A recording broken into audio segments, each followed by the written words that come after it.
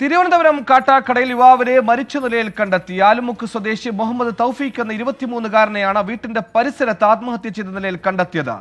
മൃതദേഹത്തിൽ ക്രൂരമായ മർദ്ദനമേറ്റതിന്റെ പാടുകളുണ്ട്. തൗഫീഖിന്റെ പിതാവിനെയും 2 സഹോദരങ്ങളെയും വിശദമായി ചോദ്യം ചെയ്യാനായി കാട്ടാക്കട പോലീസ് കസ്റ്റഡിയിലെടുത്തു.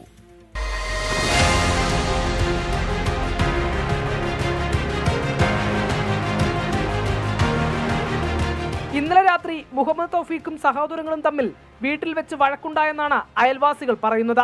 ഇതിന് പിന്നാലെ വീട്ടിൽ നിന്നിറങ്ങിപ്പോയ മുഹമ്മദ് തൗഫീഖിനെ ഇന്ന് രാവിലെയാണ് മരിച്ച നിലയിൽ കണ്ടെത്തിയത്. വീടിന് പുറകിലെ ആത്തിമരത്തിൽ തൂങ്ങി നിൽക്കുന്ന നിലയിലായിരുന്നു മൃതദേഹം.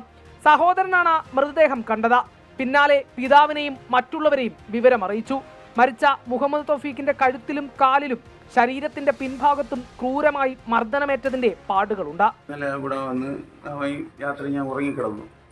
ഇവിടെ കിടന്ന് ബഹളമൊക്കെ കാണിച്ചു. അപ്പം ഞാൻ ഇങ്ങനെ ഉണർന്നിട്ട് കതക് തുറന്നിട്ട് അപ്പം ചേട്ടനും കൂടെ പ്രശ്നമാകുമ്പോൾ നമ്മളെ പ്രശ്നം ഇവിടെ തീരും.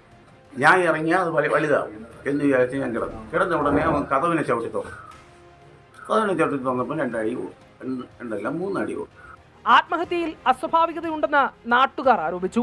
വീട്ടിലും പരിസര പ്രദേശങ്ങളിലും പോലീസും ഫോറൻസിക് വിഭാഗവും ഡോഗ് സ്ക്വാഡും പരിശോധന നടത്തിയിട്ടുണ്ട്. പിതാവിനെയും 2 സഹോദരങ്ങളെയും കാട്ടാക്കട പോലീസ് കസ്റ്റഡിയിലെടുത്ത് വിശദമായി ചോദ്യം ചെയ്യുകയാണ്.